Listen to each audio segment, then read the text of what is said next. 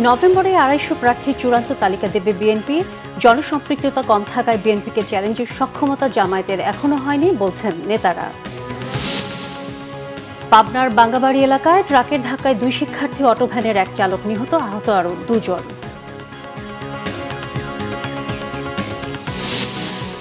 মালয়েশিয়ায় আসিয়ান সম্মেলন শুরু। ট্রাম্পের মধ্যস্থতায় শান্তি চুক্তিতে সই করেছে থাইল্যান্ড ও কম্বোডিয়া।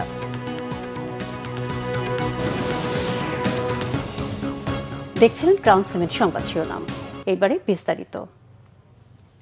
এ মাসের শেষ দিকে এবং নভেম্বরে ২৫০ প্রার্থীর চূড়ান্ত তালিকা দেবে বিএনপি, জানিয়েছেন দলটির স্থায়ী কমিটির সদস্য অবসরপ্রাপ্ত মেজর হাফিজউদ্দিন আহমেদ। জনপ্রিয় প্রার্থী বেশি থাকায় কিছু আসনে চূড়ান্ত করতে সময় লাগছে জানিয়ে তিনি বলেন, জনপ্রিয়তা কিছুটা বাড়লেও পরিচিতি ও জনসম্পৃক্ততা কম থাকায় বিএনপিকে চ্যালেঞ্জের সক্ষমতা জামায়াতের এখনো হয়নি।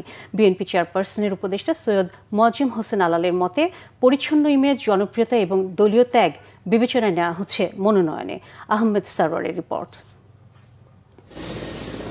৫ আগস্টে সরকার পতনের পর দলের প্রধান সহ অনেক কেন্দ্রীয় নেতা দেশ ছেড়ে পালিয়েছেন, অনেকে কারাগারে। তার উপর আওয়ামী লীগের কার্যক্রম নিষিদ্ধ হওয়ায় রাজনীতির মাঠ এখন অনেকটা একতরফা।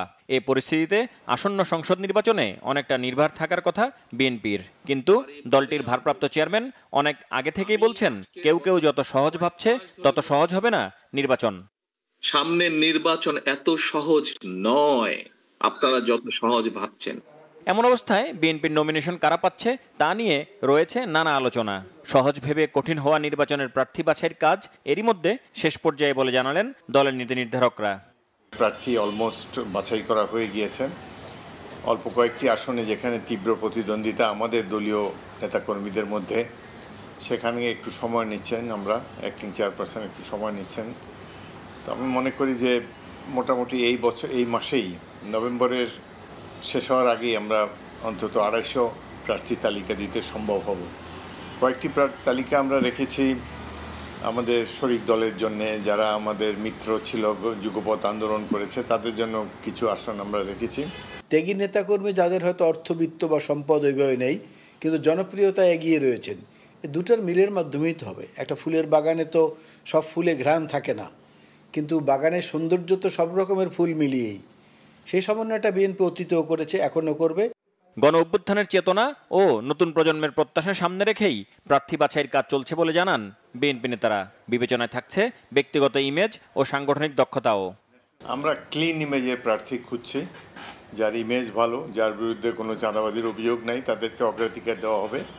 এছাড়াও যারা অতীতে দলের জন্য কষ্ট করেছেন, জেল কেটেছেন, আন্দোলন সংগ্রামে ভালো ভূমিকা রেখেছেন, নির্যাতিত হয়েছেন ফ্যাসিস্ট আওয়ামী লীগের হাতে, সেই ধরনের ব্যক্তিদেরকেও আমরা প্রেফারেন্স দেওয়ার চেষ্টা করব।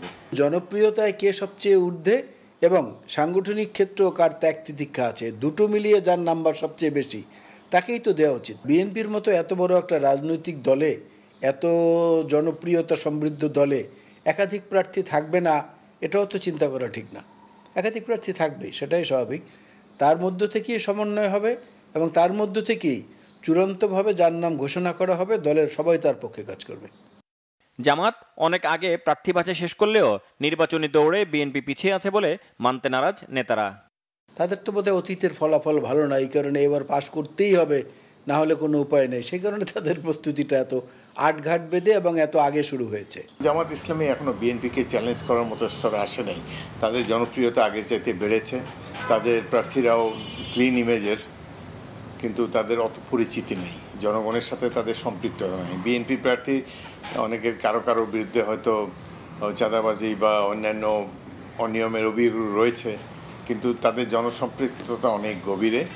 অভিজ্ঞতা ও সাংগঠনিক দক্ষতা দিয়ে এবারও নির্বাচনী পরীক্ষায় ভালোভাবেই উতরে যাবে বলে আত্মবিশ্বাস বিএনপি নীতি নির্ধারকদের। আহমেদ সারওয়ার, বাংলা ভিশন, ঢাকা। পাবনায় ট্রাকের ধাক্কায় 2 শিক্ষার্থী সহ 3 জন নিহত হয়েছেন। পুলিশ ও স্থানীয়রা জানান, নিহতরা অটোভ্যানে করে পাবনার দিকে যাচ্ছিলেন। সকাল 7:30টার দিকে উপজেলার গয়েশপুর ইউনিয়নের বাঙ্গাবাড়ি এলাকায় ভ্যানটি পৌঁছালে বাসবোঝাই একটি ট্রাক ভ্যানটিকে পেছন থেকে ধাক্কা দেয়। এতে ঘটনাস্থলে 3 জন নিহত হন, আহত হন আরও 2 জন। নিহতরা হলেন আতাইকুলা থানার ধর্মগ্রামের ভ্যান চালক আকরাম আলী, স্থানীয় ক্যাডেট কলেজিয়েট স্কুলের শিক্ষার্থী তাসনিয়া ও মোহাম্মদ তোহা। শরতেলে প্রকৃতি হেসে ওঠে প্রাণীর সজীবতায়। একসময় গ্রামাঞ্চলের আনাচে কানাচে শরতের ধবধবে সাদা কাশফুল দেখা মিললেও নগরায়নের কারণে এখন তা সংকুচিত হয়ে আসছে। তবে এখনও শহুরে পরিবেশেও দেখা মিলে শুভ্র কাশগুচ্ছের। নিরাপত্তার দোহাই দিয়ে বরিশাল শিল্পনগরী বিসিক সে কাশবন বিক্রির টেন্ডার দিয়েছে। বিষয়টি পরিবেশের জন্য আপত্তিকর বলেছেন পরিবেশবিদরা। শাহিন হাসান জানাচ্ছেন বিস্তারিত। বরিশালের কাউনিয়া বিসিক শিল্পনগরীর ফাঁকা প্লটগুলো এখন কাশফুলের রাজ্য। শরতের স্বচ্ছ নীল আকাশ আর কাশবাগানের স্নিগ্ধ সৌন্দর্য উপভোগ করতে ভিড় করছেন প্রকৃতি প্রেমীরা। সারাদিন পার করার পর বিকেলে অল্প একটু সময় যদি আমরা এখানে পার করি, দেখা যাচ্ছে আমাদের সবার মনটা ভালো হয়ে যায়। বিকেলে ঘুরতে যাওয়ার জন্য বিসিক এলাকার সবচেয়ে সুন্দর। বিকেলে ঘুরতে আসছি, অনেকক্ষণ যাবত ঘুরতেছি, খুবই ভালো লাগতেছে। অনেক দূর দূরান্ত থেকে মানুষজন আসে, এসব দেখতে ভালোই লাগে। রাত্র 9টা-10টা পর্যন্ত এই জায়গায় অশ্লীলতার কাজ ছড়ায় এবং থাকে। স্থানীয়দের পাশাপাশি আশপাশের এলাকার মানুষও আসেন শরতের এই রূপ উপভোগ করতে। সবসময় তো অন্য জায়গায় যাওয়া যায়, কিন্তু কাশফুল তো সবসময় থাকবে না, কিছুদিন পরে ওরা কেটে ফেলবে। এই জন্য ভাবছি যে এখানে আসি, একটু ঘুরে যাই। বিকালবেলা আসতে আরো ভালো লাগে, ভিউ এভরিথিং। কাশবাগান ঘেরা এই প্লটগুলো বিক্রির জন্য টেন্ডার দিয়েছে বিসিক। কর্মকর্তারা বলছেন মাদক সহ নানা ধরনের অসামাজিক কার্যকলাপের নিরাপত্তার প্রশ্নেই এমন সিদ্ধান্ত। এটা তো একটা সময় হয়ে যাবে, ভ্যানিশ হয়ে যাবে, অর্থাৎ ফুল থাকবে না। তো আমরাও টেন্ডার প্রক্রিয়া সম্পন্ন করে ওই কাছাকাছি সময়ই হবে প্রত্যাশা করছি, যে আমরা টেন্ডার না দিলেও যা হবে, টেন্ডার দিলেও তা হবে। এদিকে টেন্ডার দিয়ে কাশবাগান বিক্রির বিষয়টি নেতিবাচকভাবে দেখছেন পরিবেশবাদীরা। যে সিজনে এটি দরকার হয় সেই সিজনের জন্য যেন এই পরিবেশটা থাকে, এবং সেটি হয়তো ব্যাপক জায়গা না হোক, একটি নির্দিষ্ট জায়গাটাকে তারা এইভাবে যেন রাখে। কাশের সৌন্দর্য দেখতে আসা দর্শনার্থীদের নিরাপত্তার বিষয়ে সতর্ক থাকার কথা জানিয়েছে পুলিশ। আমাদের ডিবি টিম সেখানে কাজ করে, সিটিএসবি যায়, থানা থেকে টহল যায়, তো আমরা নিয়ন্ত্রণের জন্য চেষ্টা করছি। তারপরেও এখন পর্যন্ত এই বিষয়ে বড় ধরনের কোনো ঘটনা বা এখানে নেই রিপোর্ট বা মামলা, এরকম অভিযোগ কিছুই আসে নাই। পরন্ত বিকেলে শরতের ছোঁয়া মনে যে প্রশান্তির রং মেখে দেয়, কাশফুল বিক্রির পায়তারায় তা ম্লান হওয়ার পথে। পরিবেশ বান্ধব এই কাশবন বিক্রির যে টেন্ডার প্রক্রিয়া তা বন্ধ করার দাবি দর্শনার্থী এবং পরিবেশবিদদের। শাহিন হাসান, বাংলা ভিশন, বরিশাল। আন্তর্জাতিক প্রসঙ্গ। মার্কিন প্রেসিডেন্ট ডোনাল্ড ট্রাম্পের মধ্যস্থতায় থাইল্যান্ড ও কম্বোডিয়ার মধ্যে যুদ্ধবিরতি চুক্তি সই হয়েছে। রবিবার মালয়েশিয়া পৌঁছে চুক্তি সইয়ের অনুষ্ঠানে উপস্থিত হন মার্কিন প্রেসিডেন্ট।